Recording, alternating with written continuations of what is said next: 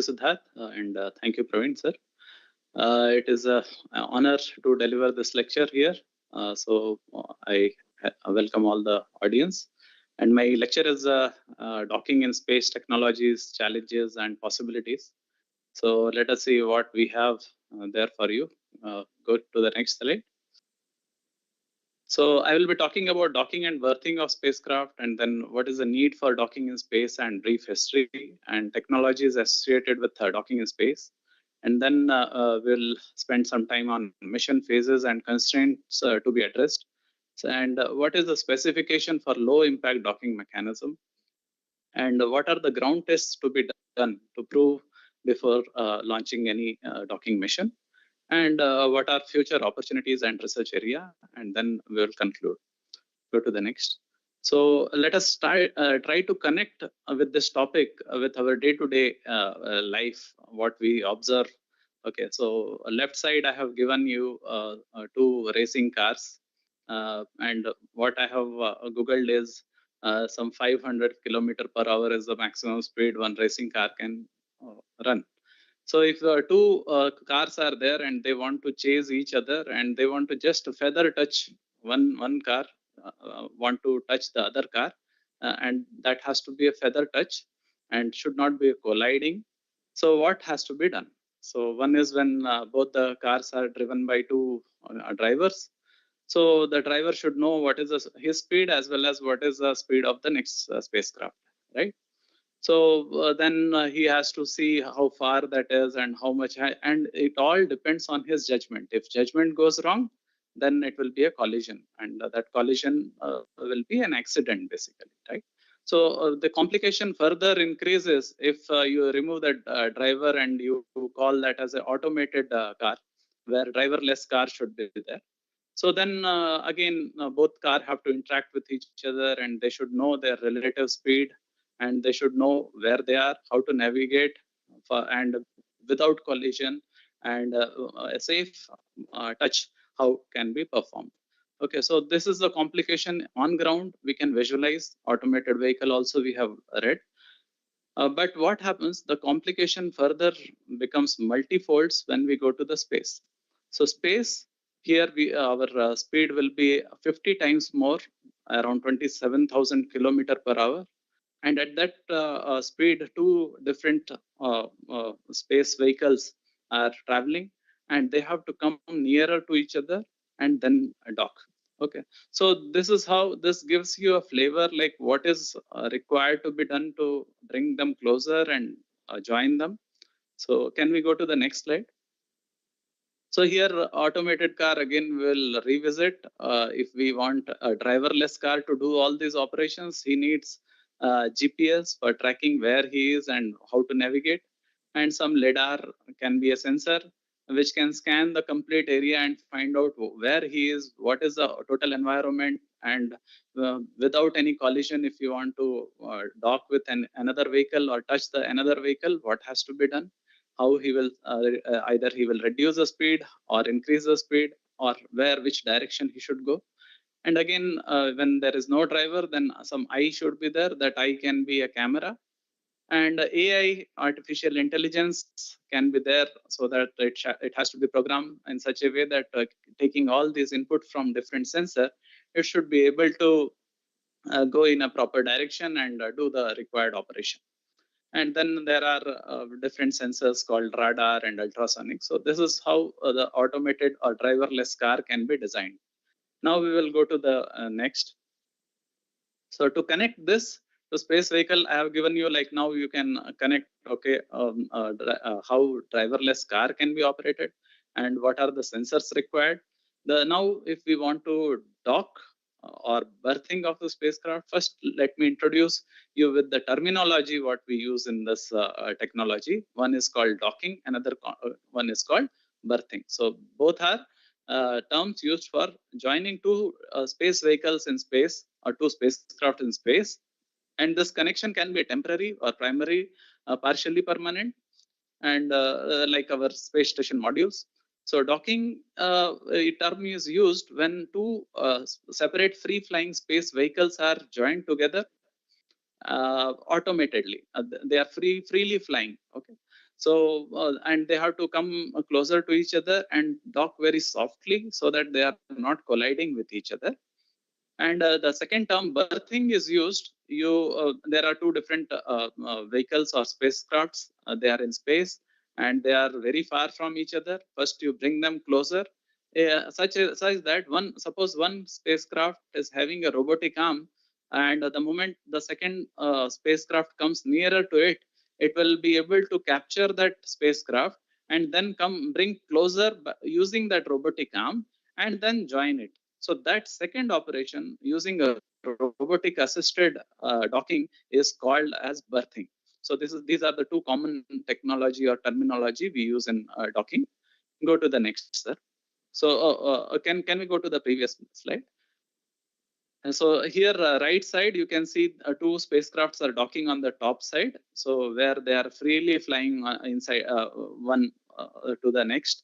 And second, berthing, where we have shown one robotic arm, which is capturing a vehicle or spacecraft and bringing closer to it. Go to the next. So here, why this docking is required, the need for docking in space, right? So if we see whatever spacecraft we can design in ground, that mass of that spacecraft is limited with the launch vehicle capacity.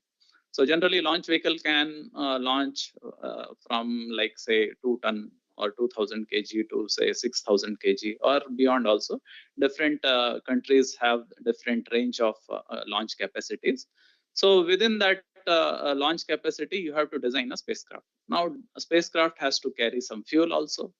That fuel is a main load carrying element in a spacecraft, which will decide the life of a spacecraft. Suppose a 4-ton spacecraft you design, then in that 2000 kg of fuel you are going to fill.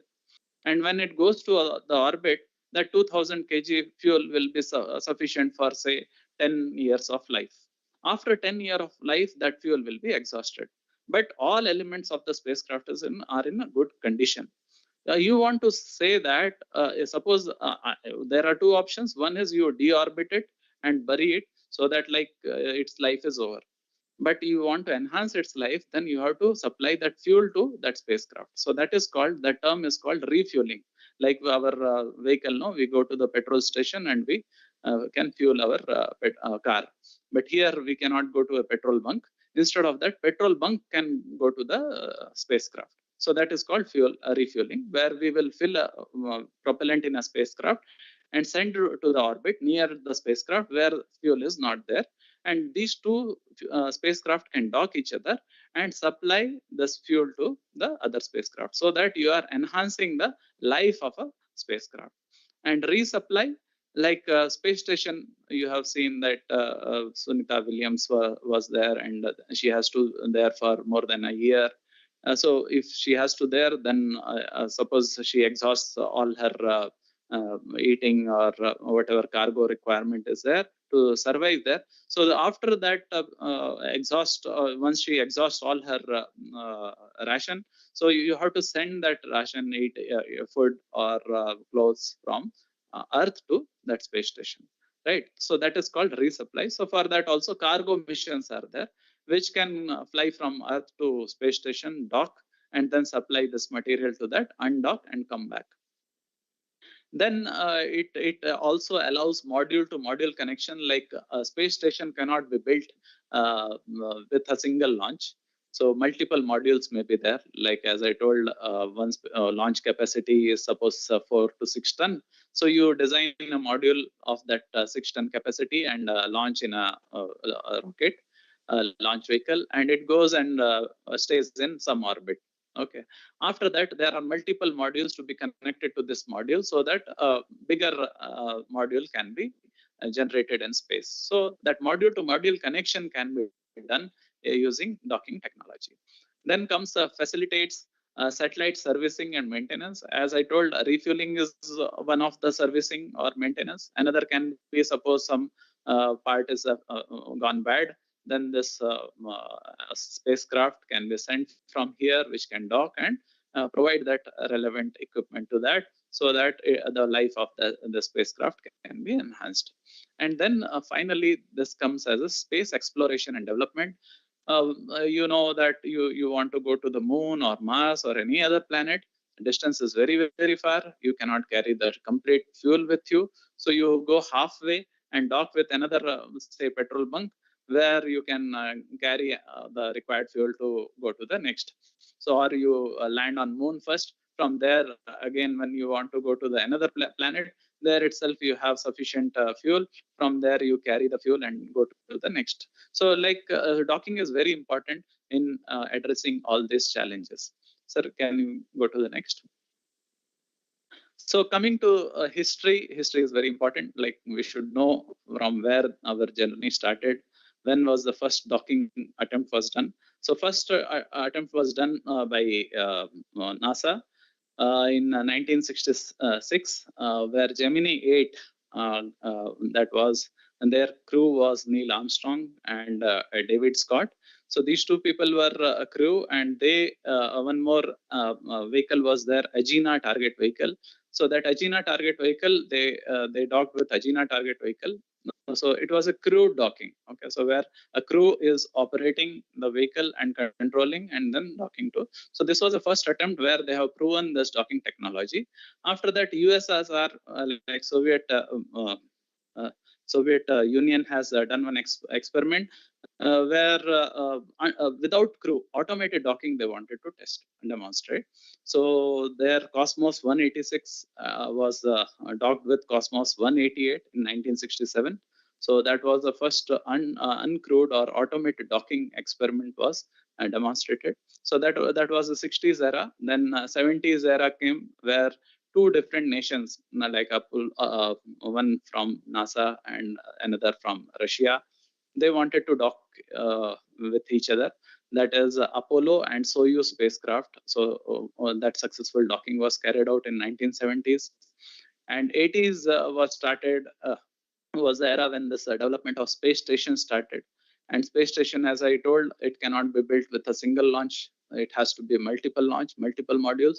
All modules should have a docking capabilities. So that started. And then 1919 onwards, this international cooperation of space docking started, where they started looking for how to standardize when the space station is there in place. So how other countries can come and dock. So there the standardization started, and you know that China also is one of the country where 2011 they have demonstrated their docking technology, and now we also are in that list. India also has demonstrated its docking capability. With that, we have become fourth country to demonstrate this indigenous docking technology. Sir, can we go to the next? So these are the terminologies used in docking. Like one is a Russian docking system is called a probe and drogue, where one conical shape of docking attachment will be there, and other probe kind of thing. So both will come and dock to each other.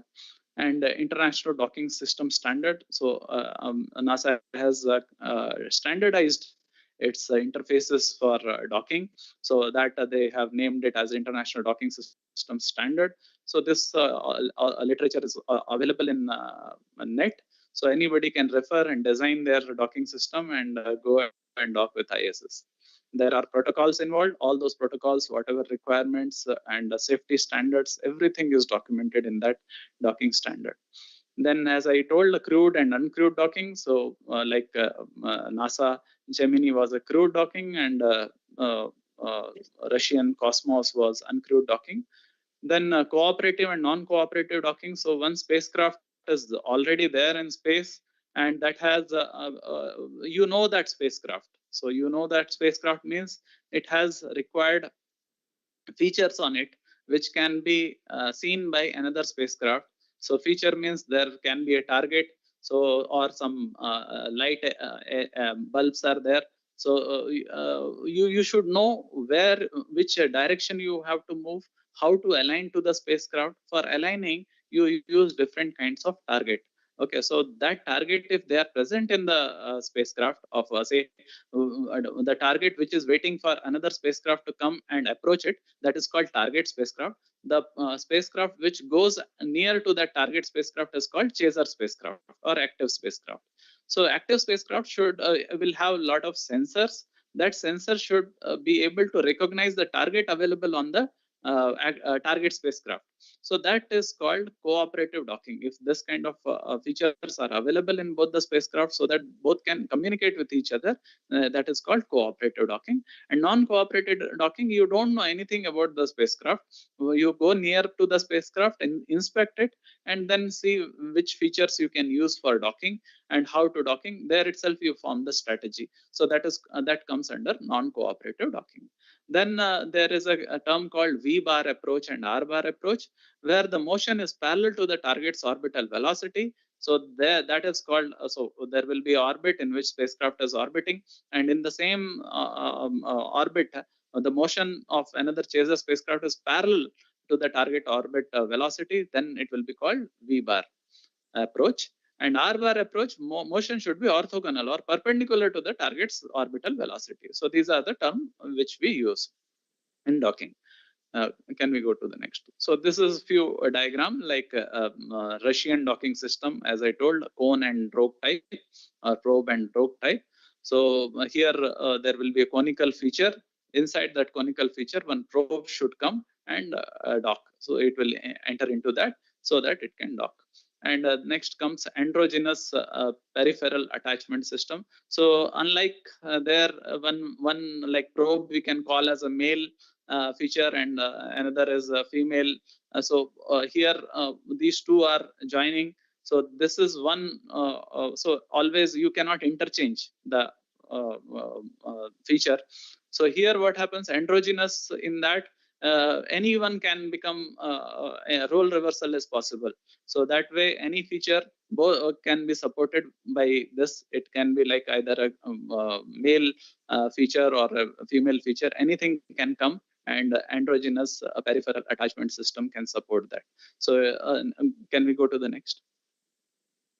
So another way is you go and grab it. Okay, so that is called a claw type of docking mechanism, where one already lever is available or a bar is available, and you can see the left side, top left corner, you are able to see that there is claw is available. So this claw will go and grab this lever. So with that, docking can happen. And common berthing mechanism, again, is a standard where defined features are available on both sides. So using this, they can dock to each other. Then comes a low impact docking system. So here also, like Stewart platform, they have built initially to prove that whenever they are docking, there should not be any impact or collision. So that way, this initially whatever extended area is there, that will absorb all the initial shock. Then once that grabs, then the further it will come and touch to the bottom of the ring, and where it will rigidize to each other. And then NASA has standardized this with a Stewart platform, which they have initially called as a NASA docking system, and later they have defined as IDSS. So there,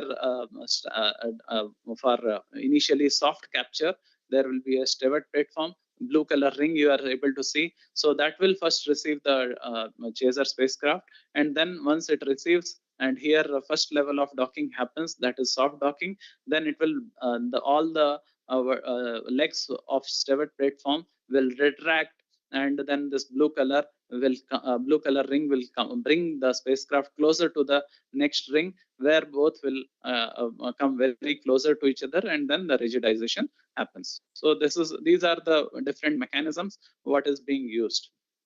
Can we go to the next? Now, as I told, automated vehicle needs a lot of sensors for docking. So here also there are different technologies which are required in space. So first and foremost is sensors and navigation system. So here left hand side, I have shown you one vacuum cleaner. Okay, nowadays automated vacuum cleaners are available. After work is completed, it will go and dock to its charging station automatically.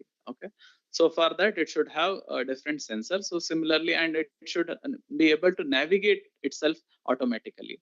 So that we the similar technology like sensors and navigation system should be available on our spacecraft also.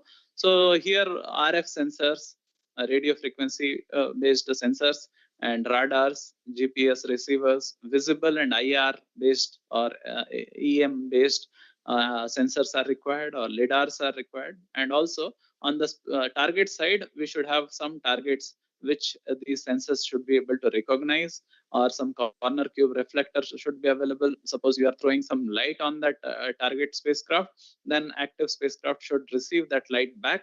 With that, it will be able to align it with the docking for docking.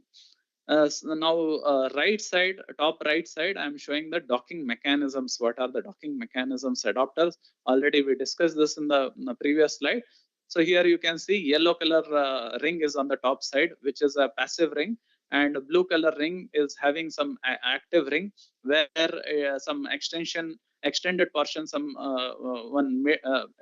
between these two, yellow and blue, one ring is shown. So that is having some petals. So that is standing on some legs which are called stirred platform. So these two will be in this condition before docking, and once this yellow color ring will come to the intermediate ring, it will grab it and then bring closer to the blue color ring, so that blue color and yellow color both will merge with each other, and then rigidization happens, and this joint will be a permanent joint then onwards, partial permanent, or it can be a permanent. Then to do all these operations, like you have to navigate, you have to move the spacecraft. So both the spacecraft, as I told, they are moving with a very high velocity, but relative velocity of these two, relative position of these two should be known. That will be sensed by the sensor, and then once the sensor senses that, then some propulsion system is required, and control algorithm is required, so that you can push one of the spacecraft. Either you reduce the speed or increase the speed, so that it goes closer to the spacecraft, and then further docking operation happens. And all these things can be possible because spacecraft is orbiting, say, from here 500 kilometer above Earth, and that satellite you have to communicate from ground. Then you should have required communication system and data exchange protocols with you. So these are the minimum required technologies which are essential for docking in space. Sir, can we go to the next? So here mission phases, if we look at, then first you have to do a launch. Okay, so here all steps I have given like a ladder. So first blue color, it starts with a launch, where injection into a desired orbit you do. And once you have launched there, then they will and spacecraft is injected by the launch vehicle. Then the launch satellite will start drifting. Okay, initially it will have some injection velocity, and you have to arrest that injection velocity, and then reduce the separation velocity and bring them to a desired position. Okay, so say you have both the spacecraft are moving apart, and their inter-satellite distance is building up. First, you have to arrest that and bring them to a desired, say, initially their inter-satellite distance is 200 kilometer. First, you arrest that and bring them closer to 20 kilometer. Okay, and from there, this rendezvous starts, and rendezvous based on first a relative sensor, and then you do docking. And once you do the docking, the composite, both the spacecraft are together, are called as a composite. That composite you have to control. And if there is a provision after docking, if you want to do power transfer, that also you carry out, and then undocking, and then payload operations you do. So this is a total life cycle from launch to payload operation. And if you see on the bottom side, I have given you a timeline where this 5 kilometer is a starting point, where you the inter-satellite distance is 5 kilometer. Two satellite, one is on the left side there is an active spacecraft, on the right side there is a passive spacecraft. On the bottom of the screen you can see this, and bottom side I have given some bullet, like 5 kilometer we call that as a inter-satellite distance. When it is 5 kilometer, we call that as a far rendezvous phase. Okay, so here you have to first find out what is the relative velocity, what is its relative position, and you hold them. You try to control this 5 kilometer, and with that inter-satellite distance of 5 kilometer, they will be orbiting. Okay, so you lock their position, and from there you start moving towards this passive spacecraft. Active spacecraft is moving towards passive spacecraft. From 5 kilometer, you come to 1.5 kilometer. So up to this, you are like doing using GPS or RODP, that is called relative orbital parameter determination. So with that, you are able to push the spacecraft to 1.5 kilometer. And from that 1.5 kilometer, again, you come to 225 meter. And with all these whole point, you are continuously calibrating all your sensors which are required for doing this docking operation, and they are telling you the actual health parameters of the spacecraft, their relative velocity, their relative position. All these things are told by these sensors. So you calibrate them well, and you ensure that you have a proper hold of these two spacecraft. Then you come closer to that 225 meter, and there our near rendezvous phase starts. Their near rendezvous phase, 225 meter is a good distance from where I can start using optical sensors. In optical sensors, what happens is it has the line of sight should be aligned to the active to passive spacecraft. The line of sight should be aligned. So that starts coming within the visible range. So that is that's why we call that as a near range phase, near rendezvous phase. And from there we go to close range rendezvous phase, that is 100 meter. From here onwards, all optical sensors one by one they come into acting, and then up to 15 meter we go. There again we hold, and we ensure that all our optical sensors are in loop with the control guidance, and they are giving us the proper whatever desired accuracy or not. Then we go to 3 meter, and from there we go closer to the spacecraft, and the final approach one, and final where the soft docking will happen, and final approach to the final rigidization will happen. So these all are the phases where every step is very, very important, and it will be done very meticulously, and because safety of the spacecraft plays a very, very important role. So can we go to the next? So here, when you are designing a docking mission, so as I told, different sensors are used, and then spacecraft has to be designed. So what you have to look at is you are in space, you are not alone. Sun also is there, sun, moon, everyone, different types of stars, everything is available.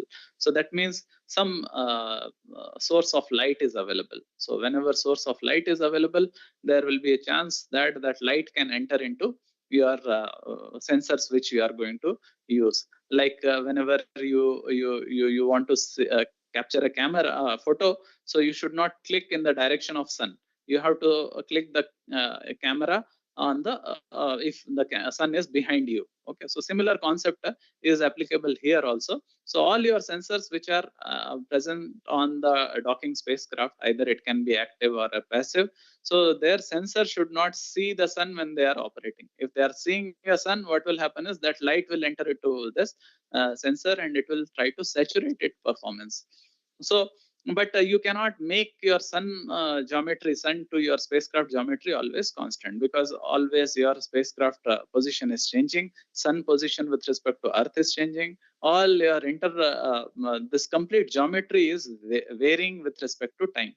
So the left side, left top corner, we have shown one orbit and one sun, and this position is not constant with respect to time, and it is a function of time, right? And all the parameters you should have a control when you are operating for docking operation. Next, bottom of left side, I have given you sun aspect angle and number of days. So every day, every moment, the sun aspect is changing, and that goes from 0 degree to 68 degree.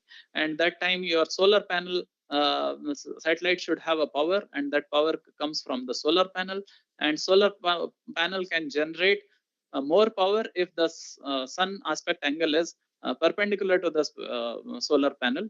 If it is not, then what will happen is you will sunlight cannot be generated. So that's why the sun aspect angle from sensor point of view and power generation point of view plays a very important role.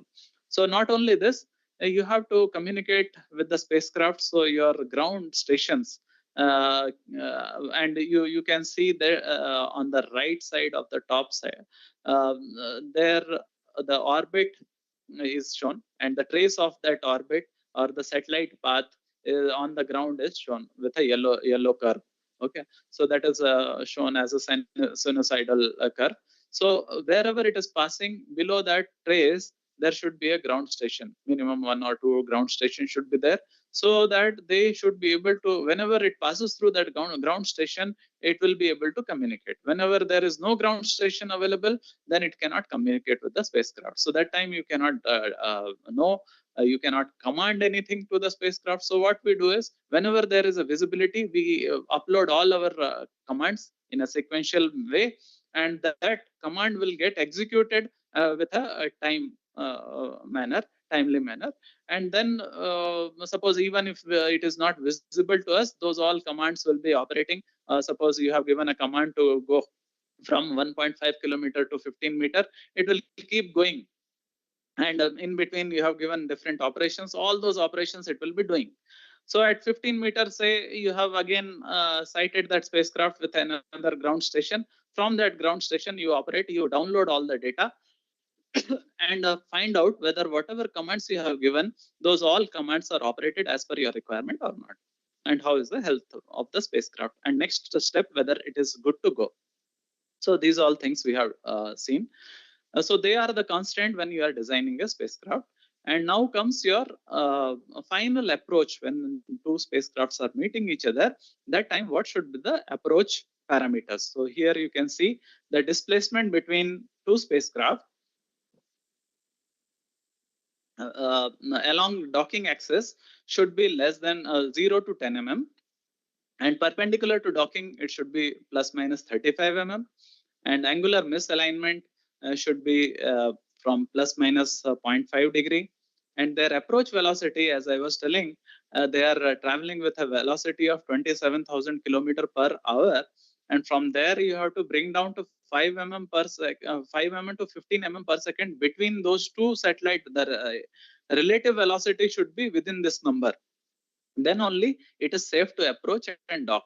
Okay, and perpendicular to docking axis, the velocity should be plus minus 1 mm per second, and rotation velocity should be plus minus 0.1 degree. So this much if you are able to achieve in orbit, then only it is safe for docking, and then our docking commands will be executed and we go. And so to do this, this is a control flow diagram where there is a spacecraft and there are relative absolute sensors that will tell what is the position and velocity. And then there are different blocks like PV estimator and orbital guidance and hold point control. And all these things are, there will be one closed loop guidance and another will be open loop guidance.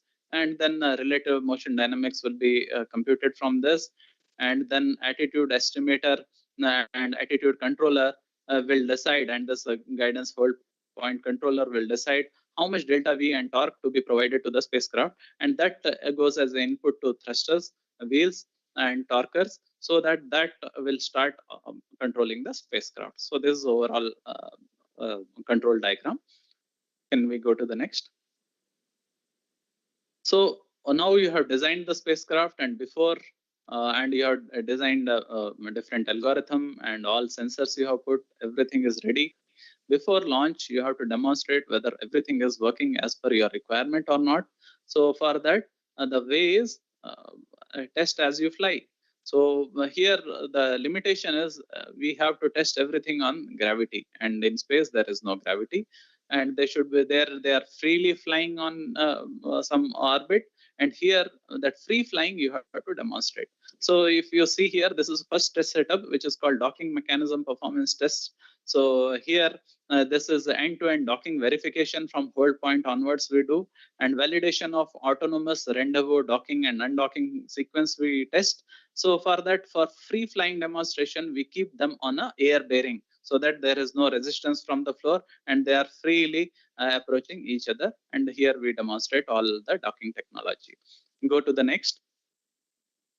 Here in this case, this is called vertical docking experiment, and we want to characterize the docking mechanism and correlate the test result with docking dynamics with some simulation software. So here what we do is below part is the Stevet platform, and from top this docking mechanism is hanging, so that this will come closer, and then you see whether all your parameters, and you try to adjust as per that approach parameters, and you see your docking is done as per your simulation. Go to the next. Here we test the complete sensor and NGC performance evaluation, which is called a Rendezvous Simulation Lab. Here you are able to see 2 robotic arms, and those 2 robotic arms are kept on rail, which can, on the rail, it can move from 15 meter to 660 meter, so that guidance estimator, hold point control with flight docking sensor and onboard computer, everything can be simulated and their performance can be evaluated. Whatever I have shown in the control flow diagram. So all the parameters will be established and validated here before flying. So once all special tests are done, then the spacecraft will be launched and the docking operations are carried out. Go to the next, sir. So here, future opportunities, you can keep clicking on this. So in orbit assembly and manufacturing, can you click on the screen? So here, as I told, you want to build a very large assembly and you want to try out manufacturing operations. So then this is docking gives an opportunity to us. Sir, keep clicking one more. And space power-based solar power energy, and then satellite servicing and maintenance, and deep space exploration. So click 2 more times. Yeah. So this is how these all things are possible with docking technology. Can we go to the next? So these are the research areas. When you want to do this, like docking, you have to ensure that design optimization of docking mechanism of high precision alignment and capture. You can find out different ways doing that, and it has to be lightweight, compact docking system for small satellites. Then you can also do research on advanced sensor systems for precise navigation and docking. Every time you can come out with a further precise numbers of these sensors. And today is the era of machine learning and AI, so that also algorithms for docking and navigation and control. This is another area which you can try. And GPS denied navigation techniques. Suppose in near Earth, yes, GPS is available. When you go farther to a new planet or even moon orbit, their GPS is not available. In the absence of GPS, how you can navigate? Okay, so that technique also you can research. And then control system for smooth and stable docking maneuvers, and model predictive control strategies, robotic and autonomy, and material research for modular docking, easy assembly and reconfiguration. And space debris mitigation is another area where you first you go and dock with the debris and then you bring back. And docking strategy for planetary defense missions also is a new area which is coming up. So and also electromagnetic and tethered docking are few more keywords. So all these keywords can be used for research. And finally, to conclude, docking technology is an important domain for future advanced space exploration missions, and research and development in these domains play a substantial range of capabilities. And SpaceX is a spacecraft launched by ISRO, India, and we have become the 4th country, and we have demonstrated successful docking of 2 spacecraft in orbit. So with that, I conclude, and can we go to the next? So these are few references and many more you can see with the keywords given in this slide. Can we go to the next? So this is a disclaimer. The contents of this lecture presentation are solely the views of the speaker and do not represent the official narrative of ISRO. With that, I conclude and thank all the participants for their kind attention. And now the forum is open for any